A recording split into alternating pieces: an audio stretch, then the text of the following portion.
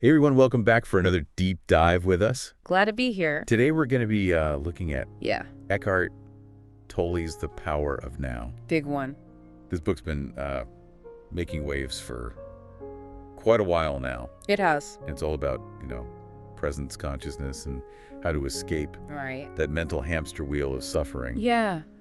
We've got all your notes and highlights right here.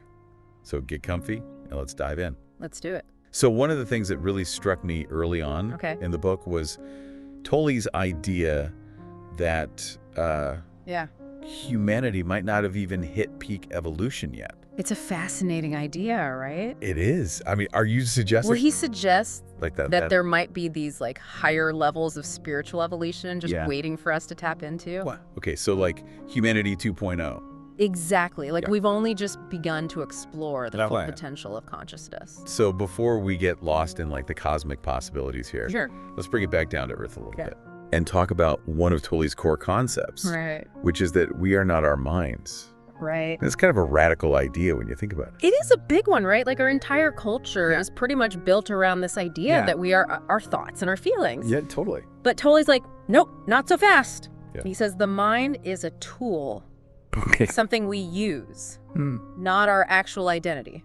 Okay, so like a hammer. Exactly. A hammer's useful for building stuff, Yeah. but you wouldn't say you are the hammer. Okay, so we get so caught up in our thoughts. Yes. We get lost Right. in this constant stream of thinking, Mm. judging, worrying, planning, remembering. It's exhausting. It is. And we end up creating this false self. This is the ego. The ego, exactly. It's like this mental construct that's fueled by all that mental chatter. And so all this mental chatter, this ego, Yeah. keeps us from experiencing our true selves. Exactly. It's like we've built this elaborate cage out of our own thoughts. Yeah. And then we wonder why we feel trapped. So how do we break free from this mental prison? Well, Tolle says a lot of our suffering comes from Our- resisting the present moment. Okay, resisting the present moment.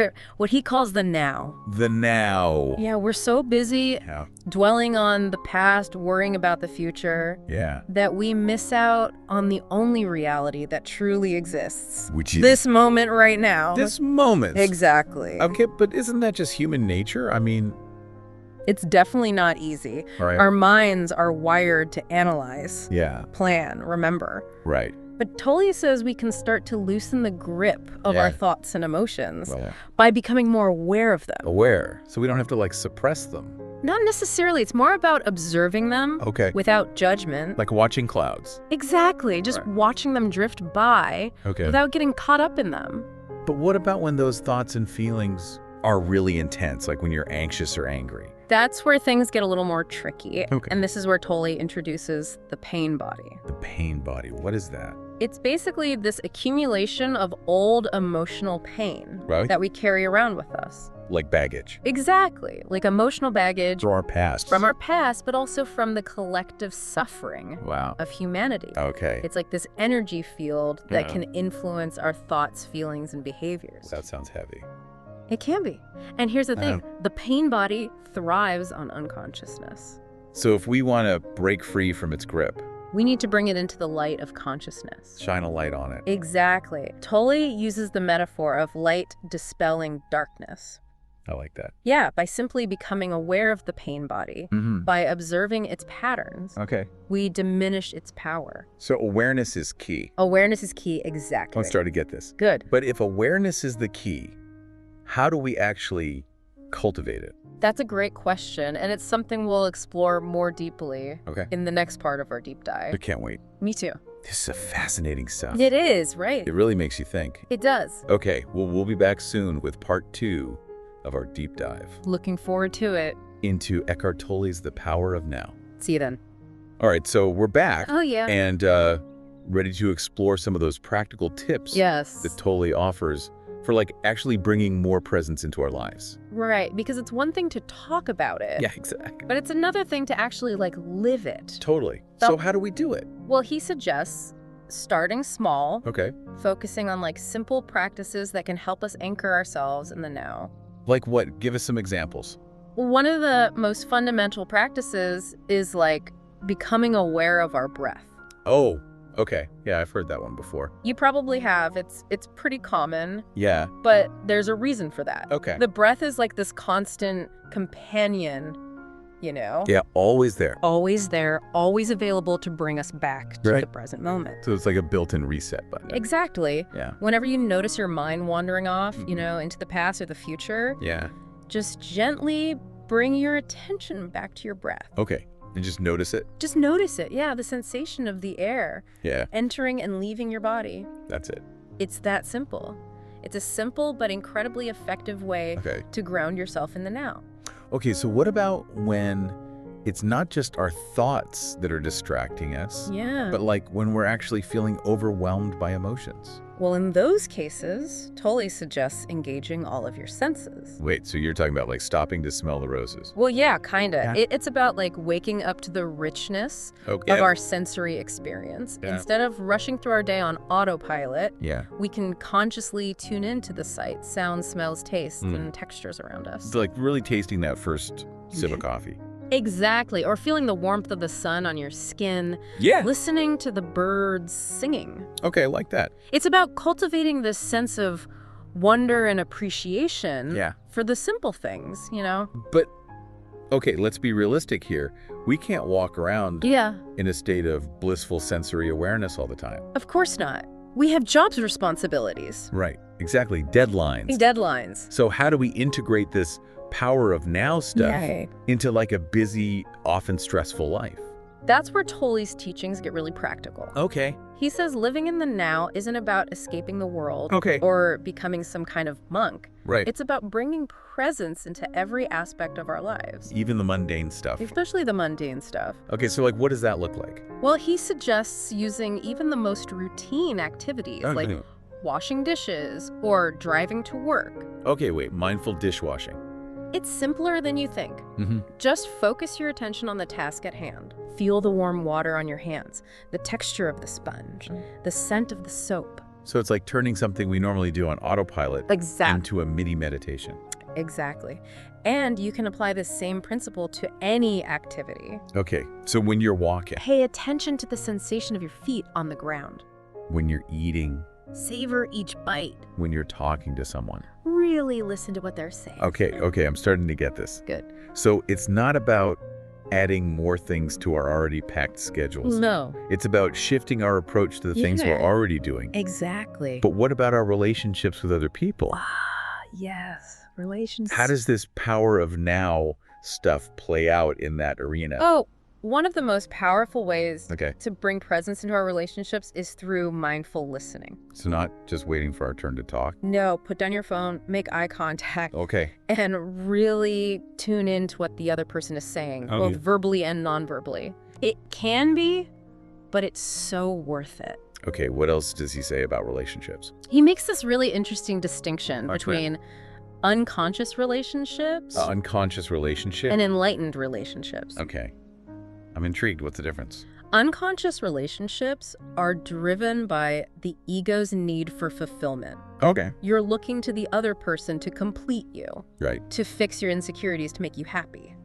Oh, I think we've all been there. We've all been there. Yeah. And those relationships tend to be full of drama, Right, conflict, codependency. So not healthy. Not so healthy. But enlightened relationships are different. How so? They're rooted in this deeper sense of connection, Okay. a recognition of the divine spark in ourselves Mm-hmm. and in the other person. But you're coming together from a place of wholeness. Yes. Yeah. Rather than neediness. Okay. And when that happens, Tolle says the relationship itself Yeah. can become a pathway to spiritual growth. Okay. But relationships can also be a major source of suffering. That's true. So how does Tolle address that? Well, he reminds us that all suffering ultimately stems from our Yes. resistance to what is. So when we're clinging to expectations, Yes. trying to change our partner, refusing to accept things as they are, Exactly. we create our own suffering. We create our own suffering. So true love flourishes when we can accept our partner Yes. unconditionally just as they are. That's the ideal, right? That's a tall order, though. It is a tall order. But the key is to distinguish between healthy boundaries Mhm. and trying to control the other person. So acceptance doesn't mean we have to tolerate bad behavior. No, it doesn't. But it does mean recognizing Okay. that we can't force someone to be who we want them to be. So it's about letting go of the need to control. Yes. And embracing the beauty of what is. Exactly. Even if it's not perfect. Even if it's not perfect. And this principle of acceptance applies to every area of our lives. Not just relationships. Not just relationships. Okay. It's about recognizing that true peace comes from surrendering to the present moment. Even when it's challenging. Even when it's challenging or uncomfortable. So instead of fighting against reality, we're learning to flow with it. Exactly. And that brings us to another key concept. Okay. The difference between happiness and peace. Wait, are you saying happiness and peace aren't the same thing? Well, they're often used interchangeably. Right. But Tolle makes a distinction. Okay, I'm listening. He says, we're often so focused on pursuing happiness that we miss out on this deeper state of peace that's available to us in every moment. So how are they different? Well, happiness is often fleeting, you know? Okay. It depends on external circumstances. So things are going well. Yeah, if things are going well, you feel happy. Okay. But if things take a turn, your happiness can disappear just as quickly. So it's conditional. It's conditional, exactly. Peace, on the other hand, is an inner state. Okay. That's independent of conditions. So you could be going through a tough time and still experience peace. Exactly. That's the paradox. Okay, my mind is officially blown. It's a lot to take in, I know. It is, but this is good stuff. It is. All right, so before we dive too deep into this whole paradoxical nature of peace and suffering, let's come back to that in just a minute. Oh. All right, so we're back. And I'm still like chewing on that whole happiness versus peace thing. It's a big one. Right? Yeah, it really is. But how do we cultivate that deeper sense of peace? Well, a lot of it comes back to what we were talking about before. Surrendering to the present moment. Yeah, surrender. I get a little, I don't know, hesitant about that word. Yeah, I understand. You know? It makes me think of like giving up or being weak. Yeah, it definitely has some baggage. Yeah. But remember, in this context, surrender doesn't mean becoming passive or resigning yourself to a bad situation. Right. It's more about letting go of that mental and emotional resistance that creates suffering. So instead of fighting against reality, we're learning to accept it. Exactly. It's about recognizing that we can't always control what happens to us, but we can control how we respond. Can you give us an example? Like, how does this play out in real life? Sure. Imagine you're stuck in traffic. Okay. You're late for an important meeting. Oh, I hate that. Yeah, and the cars are barely moving, and your mind is like, this is a disaster. I'm gonna miss everything. Oh, yeah. Totally been there. Right. But all those thoughts and feelings, they just create more suffering. Right, because you're still stuck in traffic either way. Exactly. So instead of resisting the reality of being stuck in traffic, you can choose to accept it. Okay, how? Take a deep breath. Acknowledge the situation, and then shift your focus to something you can control, your internal state. Oh, so like, instead of getting all road ragey, I could like put on some calming music. Or listen to a podcast. Or just practice being present with your breath. Yeah, okay, like that. It's a simple shift, but it can make a big difference. So surrender isn't about giving up. Right. It's about choosing peace over resistance.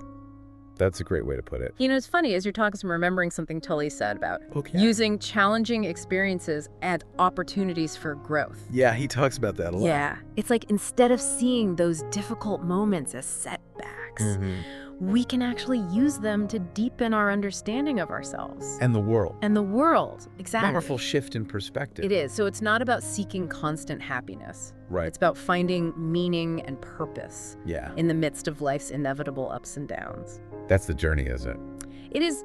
Okay, so back to happiness versus peace. Okay. Happiness depends on things going our way. Right. External circumstances. External circumstances. But peace is an inner state that's independent of those things. It's about finding that stillness and contentment. No matter what's happening around us. Exactly. You know, that makes me think of the serenity prayer. Oh, yeah. Grant me the serenity to accept the things I cannot change, courage to change the things I can, and wisdom to know the difference. That's a good one. It is, right? It perfectly captures that balance between acceptance and action. This has been incredible. I feel like we've just scratched the surface of the power of now. It's a deep book. But I think we've given our listeners a good starting point. I hope so. So what's the one thing you want them to take away from this? The one thing I'd say the power to transform our lives lies within us. Okay. We don't have to wait for some external event or guru to come along and enlighten us. The present moment is all we have. Exactly. And it's in this moment that we can choose to cultivate presence, peace, and joy. So it's about taking all these insights and actually putting them into practice. Yes, moment by moment, day by day. Thank you so much for this. You're welcome. It's been a pleasure. And to our listeners, we encourage you to keep exploring these ideas. Yeah, see how they resonate with you. Maybe start by setting aside a few minutes each day to just be present. Notice your breath. Connect with your senses. You might be surprised by what you discover. That's a great place to end it. I think so. Thanks again, and we'll see you next time. See you then.